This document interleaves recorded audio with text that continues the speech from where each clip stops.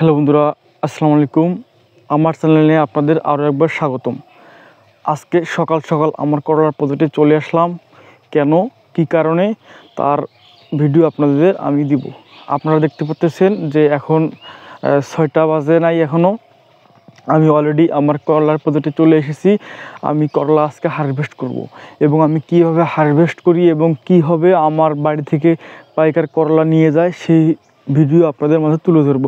আপনারা দেখতে পাচ্ছেন এটা হচ্ছে আমার একটা করলার প্রজেক্ট। আমি এখানে লাল তীরের টিয়া করলাটা রোপণ করেছি। অলরেডি 6টা এখনও বাজে নাই। আমি করলা হারভেস্ট করার জন্য চলে এসেছি। আমি করলা হারভেস্ট করার জন্য কী এনেছি সে ভিডিও আপনাদের মাঝে তুলে ধরবো।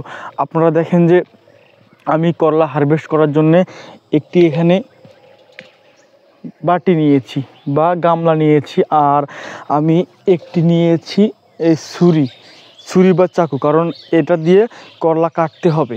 না কাটলে করলা আপনি হাত দিয়ে কাটতে পারবেন না, যেহেতু করলার যে বোটাটা বা শাখাটা আছে ওই শাখাটা অনেক শক্ত। হাত দিয়ে যখন চাপ দিবেন ছিঁড়বে না। ছোটো করলার ছিঁড়লেও বড় করলার ছিঁড়ে না। চলেন তাহলে আমি কীভাবে করলা হারভেস্ট করি আপনাদের মাঝে আমার এই ভিডিওটা তুলে ধরি। চলেন শুরু করা যাক।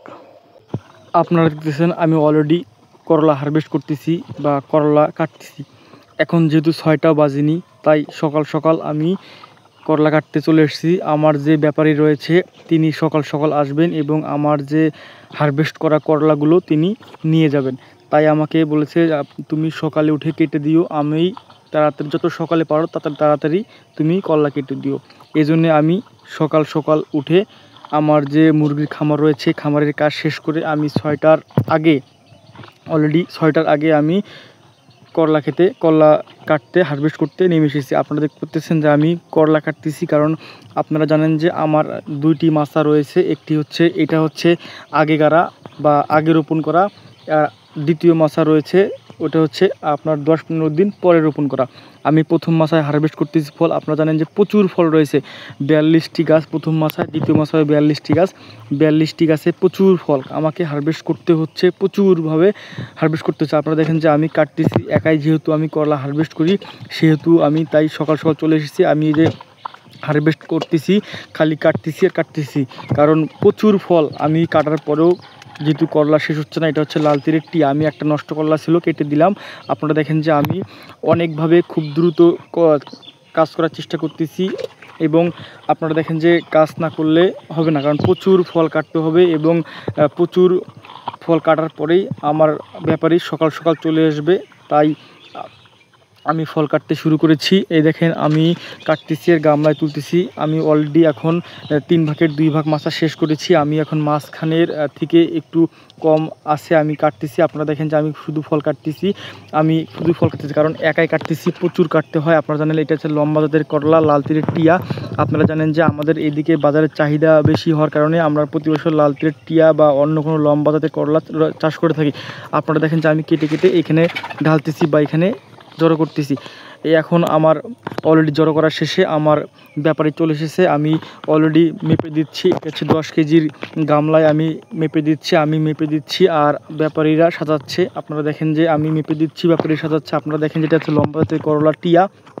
দেখেন করলাগুলো কত লম্বা হয়েছে, মাশাল্লাহ অনেক লম্বা হয়েছে এবং মাশাল্লাহ ফলন অনেক ভালো হয়েছে। আপনারা দেখেন যে আমি মেপে দিচ্ছি, ওরা সাজাচ্ছে, যেহেতু অটো গাড়িতে সাজাচ্ছে অনেক দূরে নিয়ে যাবে তাই সুন্দরভাবে মেপে দিচ্ছি এবং ওরা সুন্দরভাবে গোছাচ্ছে। এখানে আমার আম্মু এবং আরও আমার বোন রয়েছে। এই দেখেন এখানে ব্যাপারী অলরেডি চলে এসেছে। আমাদের বুলবুল চাষা মাল নেয়, আমি তাকে মাল দেই। তার লেনদেন ভালো এবং তার আচার ব্যবহার সবই ভালো এবং তিনি এক হিসাবে ব্যবসায়ী এবং এক হিসাবে চাষি এবং এক হিসাবে মৎস্য চাষি, সবই তিনি করে থাকেন। মানে সিজন ভেদে তিনি সব কিছু বেচা কিনা করে থাকেন এবং তিনি অনেক কিছু আবাদ বা চাষ করে থাকেন। এই দেখেন আমরা এখানে আমি মেপে দিচ্ছি, 10 কেজির গামলায় মেপে দিচ্ছি, স্কেল করে নেট স্কেল করে দিচ্ছি আর ওরা সাজাচ্ছে। যেহেতু সকাল সকাল ওরা অনেক দূরে বা অনেক জায়গায় নিয়ে যাবে, তাই যাতে মালটি না পড়ে যায়, কারণ পড়ে গেলে নষ্ট হয়ে যাবে। একটি করলার ওজন 600 থেকে 500 গ্রাম বা 400 গ্রাম, পড়ে গেলে তাদের লস হয়ে যাবে। এই জন্য তারা সুন্দরভাবে একটা করে সাজাচ্ছে। আমি মেপে দিচ্ছি আর ওরা সাজাচ্ছে, মেপে দিচ্ছি ওরা সাজাচ্ছে। দেখেন অনেক আপনারা দেখতে পাচ্ছেন যে ভিডিওতে দেখতে পাচ্ছেন যে করলার কালার ভালো, করলার রং ভালো এবং করলা দেখেন কি লম্বা লম্বা হয়েছে, গেটা ভালো এবং মাশাআল্লাহ 100 আপনারা দেখেন যে করলায় কোনো আঁকাবাঁকা নাই, দুই একটা আঁকাবাঁকা থাকতে পারে, সেগুলো আমি বেছে বেছে অন্য জায়গায় রাখতেছি। আপনারা দেখেন যে আমি মেপে দিচ্ছি আর ওরা সাজাচ্ছে। এখানে আমার বাবা আছে, আমার ছোট একটি ভাইস্তে আছে, তিনি আছে, মা আছে। আর যেহেতু সকাল সকাল সবাই ঘুম থেকে উঠেছে, তারা সবাই করলা কীরকম পরিমাণে হবে দেখার জন্য আসছে। অলরেডি আমি প্রায় শেষের পর্যায়ে চলে এসেছি। আপনারা দেখেন যে আমি শেষ পর্যায়ে চলে এসেছি, তারপরেও আমি মেপে দিচ্ছি, সুন্দরভাবে মেপে দিচ্ছি, ওরা সুন্দরভাবে গোছাচ্ছে। দেখেন আপনারা দেখেন যে আমি এখন লাস্ট পর্যায়ে চলে এসেছি। আর হয়তোবা এখানে 5 কেজির মতো মাল রয়েছে, এখানে 5 কেজির মতো মাল রয়েছে। আমি এটাও দিয়ে দিলাম, দেওয়ার পরে আমি ক্ষেত থেকে আরও 5 কেজি এনে টোটালি 10 কেজি করলা মেকআপ করে দিয়েছি। আপনারা দেখেন যে আমার এখন করলা মাপা শেষ হয়েছে। আমার এখানে টোটালি 200 কেজি করলা আমি হারভেস্ট করেছি। এই দেখেন এখানে 3টি করলা রেখেছি, আমার সর্বোচ্চ করলা 3টি। একটি এটা হচ্ছে, দেখেন আপনারা দেখেন এটা হচ্ছে 600 গ্রাম ওয়েট হবে এই করলাটার। এটা অনেক বড়, 16 থেকে 17 ইঞ্চি লম্বা হবে। এই দেখেন 3টি করলা এখানে আমি রেখেছি ওজন করার জন্য। 3টি করলা টোটালি 1615 গ্রাম ওয়েট হবে, 1615 গ্রাম ওয়েট হবে। আপনারা দেখেন 3টি করলায় 1615 গ্রাম ওয়েট হয়েছে, তাহলে কত লম্বা লম্বা হয়েছে মাশাআল্লাহ, এবং কত ওয়েট হয়েছে।